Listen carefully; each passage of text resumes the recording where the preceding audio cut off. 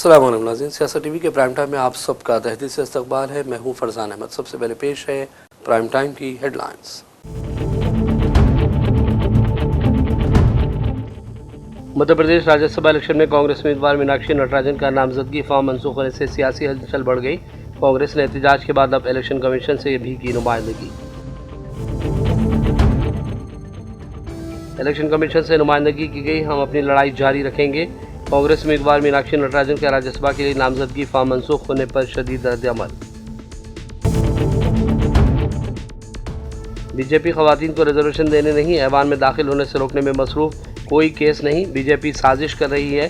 कांग्रेस उम्मीदवार मीनाक्षी नटराजन का पर्चा मनसूख करने पर रियासती वजीर पूनम प्रभाकर का सख्त रद्द-ए-अमल।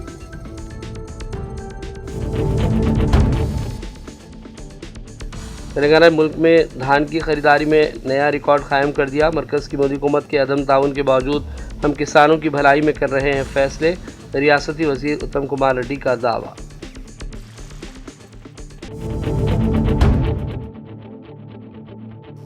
मंगल की बारिश ने शहजादाबाद में मानसून की आमद से कबल बारिश की तबाहकारियों को जाहिर कर दिया। बरखी तारों के गिरने के नतीजे में 2 नौजवानों की जान चली गई। हुकूमत के दावे खोखले साबित हुए।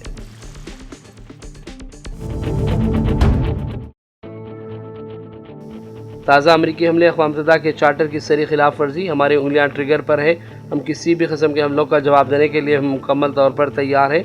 ईरानी वज़ारत ख़ारजा का रद्द-ए-अमल।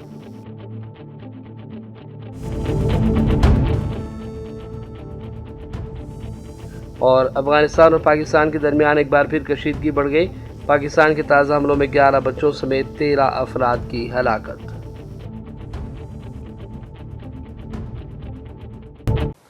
हेडलाइंस आपने देखी और पेश खबरों की तफसीलात शुरुआत करेंगे बड़ी खबरों से। मध्य प्रदेश राज्यसभा इलेक्शन में कांग्रेस उम्मीदवार मीनाक्षी नटराजन का नामजदगी फॉर्म मनसूख कर दिया गया, जिससे सियासी हलचल तेज हो गई। कांग्रेस लीडरों ने इस फैसले को जमहूरियत का कत्ल करार दिया। मंगल को पार्टी ने इसके खिलाफ इलेक्शन कमीशन के रूबरू एहतजाज दर्ज करवाया और मामले को अदालत में ले जाने की बात कही। मीनाक्षी नटराजन की नामजदगी मुनसर होने के बाद कांग्रेस लीडरों का वफद दिल्ली में वाक़ इलेक्शन कमीशन दफ्तर पहुंचा और नामजदगी मनसूख किए जाने के फैसले पर एतराज़ का इजहार किया गया। पार्टी का इल्ज़ाम है कि उन्हें अपना मौक़िफ़ पेश करने का मौका भरपूर अंदाज में नहीं दिया गया। कांग्रेस का कहना है कि जिस सीट पर उसकी जीत के इम्कानात मजबूत थे, उसी सीट पर उसके उम्मीदवार का नामजदगी फॉर्म मनसूख किया गया। कांग्रेस लीडर अभिषेक मानु सिंघवी ने मीडिया को बयान दिया और कहा कि मीनाक्षी के खिलाफ कोई केस नहीं है। Let me just summarize what I've said in English. As Mr. Venugopal has said, this delegation of all these people standing here with us, we had a detailed representation to the Election Commission. We have told them and we have demonstrated according to us, beyond doubt and beyond any matter of controversy, that the RO has passed a perverse order, a order akin to writing 2 + 2 = 7, not 5. Why do I say so? The Election Commission own law, the Representation of People's Act, has a section 33A, which says that you have to disclose. This is a requirement of only disclosure. But first, you have to disclose only those cases which have a punishment of more than 2 years. But above all, only those cases where charges have been framed. The process of framing charges is a judicial process. A judge frames charges. Now, as a kindergarten or first-year law student knows, the first step is a private complaint. That private complaint may be baseless, may have no legs to stand on. So the second stage is the taking of cognizance by the magistrate, a judicial element, an independent element. He may or may not take cognizance. There is an amendment to the law which says that before, Mr. Judge, you take cognizance, you must issue notice to the potential accused. Ms. Natarajan only received a notice to come to the court and tell the court why cognizance should not be taken. That means the notice she received was before any cognizance was taken. Number 3, any kindergarten and first year law student knows that without cognizance, no criminal case exists in the eyes of law. There is no criminal case merely if I allege something against somebody else without a cognizance taken. Number 4 is more absurd. You have rejected Ms. Natarajan's nomination on the non-existence of even cognizance, which means there is no criminal case which she could have disclosed. But you have done it at the first stage, whereas the section which I have just read to you, 33A, says that after cognizance, if it is taken, then there will be investigation. After investigation, there will be charge sheet. That is not enough. The section says after charge sheet, the judge must frame charges. Had the judge reached the stage of framing charges, she would be obliged to disclose. It is a bizarre thing that the judge, that the RO has rejected it, saying that there is cognizance. The word used is sangyan in the RO's order. Sangyan means cognizance. There is no cognizance taken. Ultimately, also we pointed out to the Election Commission. Rajya Sabha election में कांग्रेस उम्मीदवार मीनाक्षी नटराजन का नामजदगी farm मनसूख के जाने पर Congress senior leader Digvijay Singh ने भी सख्त बरहमी का इजहार किया और कहा कि इस तरह के फैसले जमहूरियत को कमजोर करने के अलावा और कुछ नहीं है। अभी हमारा AICC का डेलीगेशन माननीय चुनाव आयोग से मिल रहा है, उसके बाद ही कुछ जानकारी मिल पाएगी। जहाँ तक हम लोगों का सवाल है, ये स्पष्ट है हम लोगों ने एकजुट होकर ये लड़ाई लड़ी है। दूसरा, जो यहाँ के रिटर्निंग ऑफिसर ने फैसला दिया है, ये घोर असंवैधानिक है और उसमें ये हकीकत है कि बहुत ही पक्षपात तरीके से उन्होंने ये निर्णय दिया और इसमें ये भी बात साफ है कि अनेक प्रकरण हैं जहां इस प्रकार के प्रकरणों को अनदेखा किया गया, लेकिन यहाँ पर FIR दर्ज नहीं है, केस दर्ज नहीं है, उसके बाद भी उसका फॉर्म रिजेक्ट किया गया है।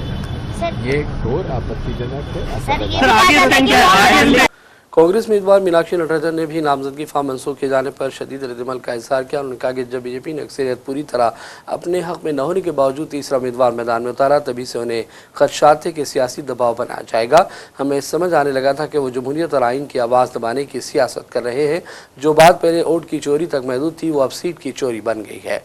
नटराजन ने कहा कि उनके वकील ने रिटर्निंग अफसर के सामने अपने दलाइल पेश किए, लेकिन उन्हें ठीक से सुना नहीं गया और फैसला भी सुना दिया गया। उन्होंने कहा कि यह सिर्फ एक उम्मीदवारी का मामला नहीं है, मुल्क में हालात खराब और संगीन हैं। हम अपनी लड़ाई का सिलसिला जारी रखेंगे।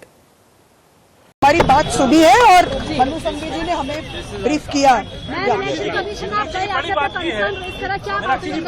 आपने बात रखी, आपको लगता है, उम्मीद है, बात आप कह रही है वो बात। देखिए, हमारा आज भी संवैधानिक संस्थाओं पर पूरा उम्मीद है, इसीलिए हम ये लड़ाई लड़ रहे हैं। चुनाव आयोग ने क्या कहा? चुनाव आयोग ने अभी हमारी सुनवाई की है और अब हम वेट कर रहे हैं। तो आपको लगता है कि आपको इंसाफ मिलेगा? हम हमारी लड़ाई में हैं। हमारा आज कहीं न कहीं लोकतंत्र में अब भी कोई न कोई प्रकार की लोकतांत्रिक शुचिता बाकी हो। हमारे तरफ से हमारे सीनियर लॉयर्स ने अपना सवाल रखा है और हम अपनी लड़ाई लड़ रहे हैं। रियासती वज़ीर पूनम बाकर ने मीनाक्षी नटराजन का नामजदगी फार्म मनसूख होने पर सख्त रद्दअमल दिया। उन्होंने बीजेपी के दावों की हकीकत खुलकर अवाम के सामने आ गई। ख़वातीन को तहफ़्फ़ुज़ात देने के दावे करने वाले ख़वातीन को ऐवान में दाखिल होने से रोक रहे हैं। उन्होंने भी कहा कि नटराजन के खिलाफ कोई मुकदमा है ही नहीं, सिर्फ मनगढ़ंत बातें कही जा रही हैं।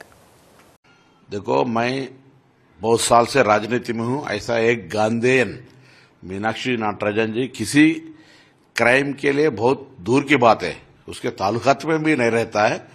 वो कभी केस हाजिर नहीं हुआ, नोटिस नहीं है, उसके FIR भी मालूम ही नहीं है। तो कोई षड्यंत्र करके राजनीति में इतना अनडेमोक्रेटिक सिस्टम है, उसका रिजेक्शन करना बहुत गैर कानूनी है। हम तेलंगाना कांग्रेस के तरफ से, तेलंगाना सरकार के तरफ से बीजेपी का जो षड्यंत्र था, राजनीतिक दौरा किया है, वो बहुत गलत है। यहाँ कोई केस ऐसा, इसके ऊपर कोई केस भी नहीं है। वो लोग जो बता के इलेक्शन कमीशन को जो रिजेक्ट किया, नाइंसाफी है। पूरा देश के लोग आज बीजेपी का तरीका देख रहे हैं। जब वेस्ट बंगाल भी हो, बाहर स्टेटों में कैसा वो राजनीति का तोड़ फोड़ कर रहे, ऐसा गांधीयन मीनाक्षी नटराजन के ऊपर भी और डेमोक्रेसी के ऊपर भी यह हमला है। इसका सख्त खिलाफ करना है। हर डेमोक्रेटिक जो देश में पूरे पॉलिटिकल पार्टीज को डेमोक्रेटिक जो कॉन्स्टिट्यूशन जो राजनीति को राज्यांग को बचाने वाला सब लोग इनका ये ऐसी नीति के कंट्रोल करना है और उसके लिए विरोध करने की जरूरत है। सर आगे चलकर किस तरह से नहीं देखो, हम न्याय के लिए मांगेंगे और न्याय के लिए भी मांगते हुए पूरा देश में ऐसे बीजेपी का जो राजनीतिक कॉन्स्पिरेसी हो रहा है ये देश के कानून के लिए ठीक नहीं है। मैं पहले से राहुल गांधी यही बताते हैं, कॉन्स्टिट्यूशन बचाओ देश बचाओ।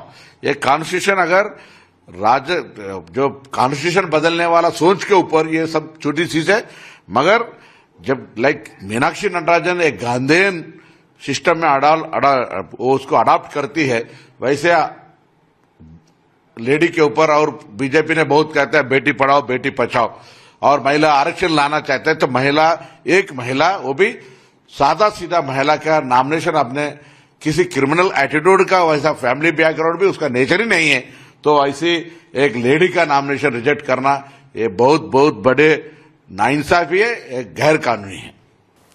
रियासती वज़ीर उत्तम कुमार रेड्डी ने कहा कि मैं ऐलान करते हुए खुशी हो रही है कि तेलंगाना ने मुल्क में धान की खरीदारी में एक नया रिकॉर्ड कायम किया। माली साल 2025-2026 में हमने 147 लाख मीट्रिक टन को अबूर किया, जो कि तेलंगाना की तारीख में या फिर मुत्तहिदा आंध्र प्रदेश की तारीख में सबसे ज़्यादा खरीदारी है।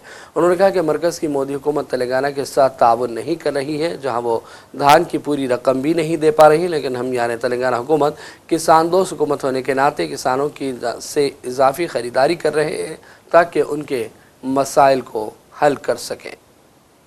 We are happy to announce that Telangana has created a new record in paddy procurement in the country. In the financial year 25-26, we have crossed today 147 lakh metric tons, which is the highest procurement in the history of Telangana or in the history of undivided Andhra Pradesh also. In this single Rabi crop, we have procured 75 lakh metric tons. Even when the center is not cooperating with us, where they are not buying the full amount of paddy that we are purchasing as per their MSP policy. Rahul, you understand this? We are buying MSP at the price given by them, as per MSP conditions laid by them. And this is a huge financial burden on the state. But since we are a farmer-oriented government, we are bearing the extra burden and buying from the farmer. Thank you. हुकूमत तेलंगाना ख़वातीन को बाख्तियार बनाने की सिमत में तारीखी इक़दाम कर रही है। मुझे इस प्रोग्राम में चीफ मिनिस्टर की हैसियत से शिरकत पर खुशी है, जहाँ इंदिरा महिला शक्ति स्कीम के तहत 553 बसों का ऑपरेशन सेल्फ हेल्प ग्रुप्स के हवाले किया गया। चीफ मिनिस्टर रेवंत रेड्डी ने बयान दिया। उन्होंने कहा कि मुस्तक़बिल क़रीब में ख़वातीन के ग्रुप्स के जरिए मज़ीद 3000 बसें भी चलाई जाएंगी। उन्होंने भी कहा कि तेलंगाना हुकूमत ख़वातीन की तरक्की के लिए तमाम तर इक़दाम कर रही है। ఈ కార్యక్రమం మీలో ఆర్థిక శక్తిని పెంపొందించాలి. భవిష్యత్తులో మీరు శక్తి ఎదిగినా కొద్దీ 3000 బస్సుల వరకు ఇంతకుముందే మా పొన్నం ప్రభాకర్ గారికి చెప్పిన 1000 కాదయ్యా, మా ఆడబిడ్డలు 3000 బస్సులు కొనుక్కునే వరకు నీ ఆర్టీసీలో పెట్టుకోవాల్సిందే, వాళ్లకు కిరాయి చెల్లించాల్సిందే, వాళ్ళనే యజమానులను చేద్దామని చెప్పిన 3000 బస్సుల వరకు జిల్లా సమైక్యాలు గాని, మండల సమైక్యాలు గాని, గ్రామ సమైక్యాలు గాని మీరెవరు బస్సు కొనుక్కున్నా ఆ బస్సును ఆర్టీసీకి పెట్టించే పూచి నాది, బస్సు కొనుక్కునే బాధ్యత మీది. మీరందరూ కష్టపడండి, మీ పిల్లలను చదివించుకోండి. तेलंगाना हज कमेटी से फरीद हज के तकमील के बाद हुज्जाज इकराम की वापसी का 12 जून में से आगाज़ हो जाएगा। सदरनशीन तेलंगाना हज कमेटी मौलाना सैयद गुलाम अफजल बियाबानी अलमारूफ खुसरो पाशा ने शमशाबाद इंटरनेशनल एयरपोर्ट पर हुज्जाज इकराम की वापसी के इंतजामात का जायज़ा लिया। उन्होंने जेमार और दीगर सरकारी इदारों के अहदेदारों को हुज्जाज इकराम की वापसी के मौके पर बेहतर सहूलतों की फराहमी और ज़रूरी उमूर की फौरी तौर पर तकमील की हिदायत दी। हुज्जाज इकराम का पहला काफ़िला 12 जून की सुबह 6 बजे हैदराबाद पहुँच जाएगा। जुमला 23 काफ़िलों के जरिए हुज्जाज इकराम की वापसी होगी। शमशाबाद इंटरनेशनल एयरपोर्ट पर इमिग्रेशन, कस्टम्स और दीगर उमूर की फौरी तौर पर तकमील में हज कमेटी के अहदेदार और वॉलंटियर्स भी ताउन करेंगे। मौलाना गुलाम अफजल बियाबानी खुसरो पाशा पहले काफ़िले का शख्सी तौर पर हैदराबाद एयरपोर्ट पर इस्तकबाल करने के लिए मौजूद रहेंगे। मंगल की बारिश ने शहर हैदराबाद में मानसून की आमद से कबली बारिश की तबाहकारियों को ज़ाहिर कर दिया और माक़ाबिल मानसून बारिश के दौरान बरक़ी तारों के गिरने के नतीजे में 2 नौजवानों की जान चली गई। बारिश के दौरान कई मुकामात पर दरख्त उखड़ने और बरक़ी तारों के गिरने की शिकायत के साथ शहर की बेशतर अहम सड़कों पर ट्रैफिक जाम और पानी जमा होने की इत्तलात मिलती रही। शहर को महफूज बनाने के लिए पानी की निकासी के मुनासिब इंतजाम के अलावा दरख्तों की कटवाई और बरक़ी तारों की दुरुस्तगी के इक़दाम के साथ हैड्रा के जरिए करोड़ों रुपये खर्च करते हुए नालों की सफाई, खासतौर पर बरसाती नालों की सफाई के दावे किए गए, लेकिन मानसून के शहर पहुंचने से कबल 1 घंटे की बारिश ने इंतजामिया के दावों की खलई खोल दी। हल्का असम्बली चंद्रानगुटा में मौजूद रॉयल सी होटल के करीब 2 नौजवान 25 साल जफर के अलावा 16 साल नौजवान अबू दोनों बरक़ी शॉक लगने से फौत हो गए। बारिश की वजह से मुख्तलिफ इलाकों में ट्रैफिक जाम हो गई। किंगकोटी, बाबानगर, एबिड, जहानुमा, कंचनबाग, बहादुरपुरा, बारकस और दीगर कई इलाकों में बरक़ी सरबराही भी मुनक़ते हो गई। कई घंटों तक बरक़ी को बहाल नहीं किया जा सका। बेशतर इलाकों में 10 बजे रात तक भी ट्रैफिक बहाल नहीं हुई। इसके अलावा कई मुकामात पर खुले वायर भी शहरियों के लिए इंतहाई तकलीफदा बनते जा रहे हैं।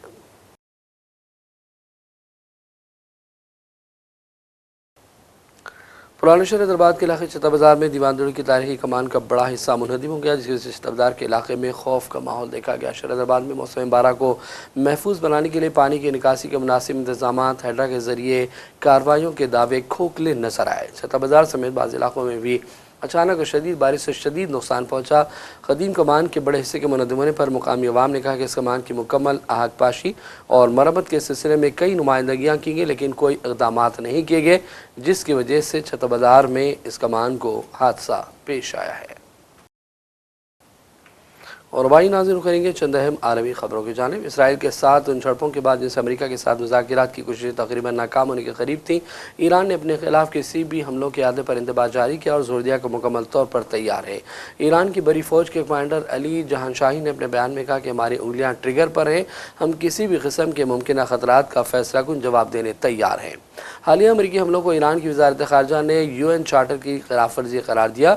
वज़ारत ख़ारजा ने अपने बयान में मुल्क के जुर्म में होने वाले अमरीकी हमलों को अक़वाम मुत्तहिदा के चार्टर, ख़ासतौर पर आर्टिकल 2 और बैनुल-अक़वामी ताल्लुक़ात में ताकत के इस्तेमाल पर पाबंदी के बुनियादी उसूल की संगीन खिलाफ वर्जी करार दिया। आपने हरमुज़ में एक अमरीकी हेलीकॉप्टर गिराए जाने के बाद का जिक्र किया गया, तब उसकी जिम्मेदारी कबूल नहीं की गई। वज़ारत ख़ारजा ने ख़ित्ते में अमरीकी अड्डों और असासों को जारहियत का ज़रिया करार दिया और ईरानी कार्रवाइयों को दिफा गाह करार दिया। ईरान ने इलाकाई ममालिक ख़ासतौर पर खलीजी फ़ारिस के जनूबी साहलों पर वाक़ रियासतों से मुतालबा किया कि वो अपनी सरजमीन और तनसीबात को ईरान के ख़िलाफ़ अमरीकी और इसराइली कार्रवाइयों की मनसूबाबंदी, तंजीम, अमलावरी और हिमायत के लिए हरगिज़ इस्तेमाल करने ना दें। अफगानिस्तान और पाकिस्तान के दरमियान भी एक बार फिर कशीदगी बढ़ गई है। अफगान हुकाम के मुताबिक मंगल और चाचमे के दरमियान शब पाकिस्तान ने खूस, कंटर और पक्तिका सूबों में शहरी आबादी को निशाने बनाते हुए फ़िज़ाई हमले किए, जिनमें 11 बच्चों समेत 13 अफराद हलाक और 14 दीगर ज़ख्मी हुए हैं। अफगान तर्जुमान ज़बीला मुजाहिद ने दावा किया कि हमलों में रिहायशी मकानात को निशाना बनाया गया। खूस के ज़िला सिरपा में एक घर पर हमले में 9 अफराद की जान गई, जबकि पक्तिका के ज़िला बरमल में मज़ीद 3 शहरियों की हलाकत हुई। ज़ख्मियों में ख़वातीन और बच्चे शामिल हैं। दूसरी जानिब पाकिस्तान की जानिब से बाकायदा कोई सरकारी बयान जारी नहीं किया गया। ये हमले खैबर पख्तूनख्वा में एक सिक्योरिटी चौकी पर हालिया हमले के बाद हुए, जिसमें 6 अफराद हलाक हुए थे। पाकिस्तानी हुकाम को शुबा है कि इस हमले में तालिबान के जंगजू मुलविस थे।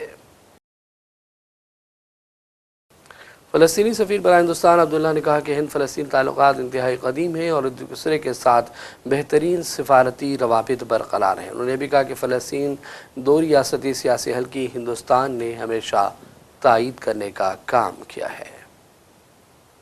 Thank you so much indeed, Sahil, for having me again and for coming to the Embassy of the State of Palestine, and many thanks to you. And I at large, of course, I feel very familiar with this news station, news outlet, and we feel that our voice as a Palestinian is used to reach out to many Indian or millions of Indian through you, through the ANI again at large. When it came to the 12 years of His Excellency to be the longest Prime Minister of India, I would like to, first and foremost, of course, to congratulate him at and personal level, and of course the Indian people for having this very great man as a Prime Minister to India. I'm pretty sure that during the last 12 years, His Excellency the Prime Minister Narendra Modi did accomplish a lot of economic and political and very significant steps that moved India or put India in the global stage as and it is in the situation that it is fit to it. Talking about role of Prime Minister Narendra Modi in bridging the relationship between India and Palestine, your thoughts about that? Yeah, indeed. When we talk about the relationship between India and Palestine, we did not significant it, or we did not label it to one person, such as His Excellency the Prime Minister Narendra Modi. The relation between Palestine and India at large is very deep in history. Hundreds of years ago, one of the Indian scholar man and religious man came to Jerusalem and start a new place or build a new place in the holy place of Jerusalem, so that hospices, India hospices is still there in Jerusalem. Also, the relation between India and Jerusalem, and India and Palestine was extended many years ago. We are highly appreciated the Indian stands when they are voted against the partition plan of Palestine. We highly appreciate it and will continue to remember the Prime Minister at that time, the great leader, Mahatma Gandhi, when his stance regarding the partition plan of Palestine, when he said that Palestine is belong to the Palestinian people, likewise United Kingdom is belong to the English or to the British people. So that the relation is very deep and very historical, and it is still extended up to date between Palestine and India under the leadership of the current Prime Minister, His Excellency Narendra Modi. और अब आखिर में headlines पर डालेंगे एक और नजर। Madhya Pradesh Rajya Sabha election में कांग्रेस उम्मीदवार मीनाक्षी नटराजन का नामजदगी फॉर्म मंसूख होने से सियासी हलचल बढ़ गई। कांग्रेस ने एहतजाज के बाद अब इलेक्शन कमीशन से भी की नुमाइंदगी। इलेक्शन कमीशन से नुमाइंदगी की गई, हम अपनी लड़ाई जारी रखेंगे। कांग्रेस उम्मीदवार मीनाक्षी नटराजन के राज्यसभा के लिए नामजदगी फॉर्म मंसूख होने पर शदीद रद्द-ए-अमल।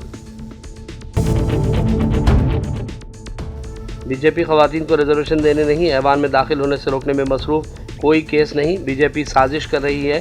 कांग्रेस उम्मीदवार मीनाक्षी नटराजन का पर्चा मंसूख करने पर रियासती वजीर पूनम प्रभाकर का सख्त रद्द-ए-अमल।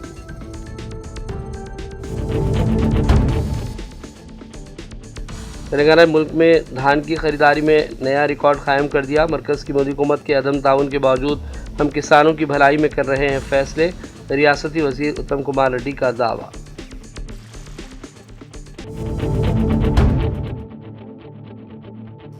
मंगल की बारिश ने शहजादाबाद में मानसून की आमद से कबल बारिश की तबाहकारियों को जाहिर कर दिया। बरखी तारों के गिरने के नतीजे में 2 नौजवानों की जान चली गई। हुकूमत के दावे खोखले साबित हुए।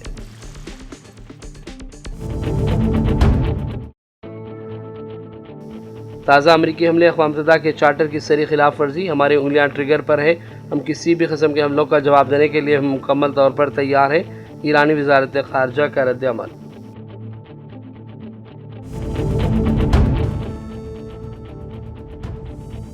और अफगानिस्तान और पाकिस्तान के दरमियान एक बार फिर कशीदगी बढ़ गई। पाकिस्तान के ताज़ा हमलों में 11 बच्चों समेत 13 अफराद की हलाकत। प्राइम टाइम का सिलसिला फिलहाल यहीं ख़त्म करते हैं। मोहम्मद फरजान अहमद को पूरी टीम के साथ इजाज़त दें। देखते रहिए सियासत टीवी। अल्लाह हाफ़िज़।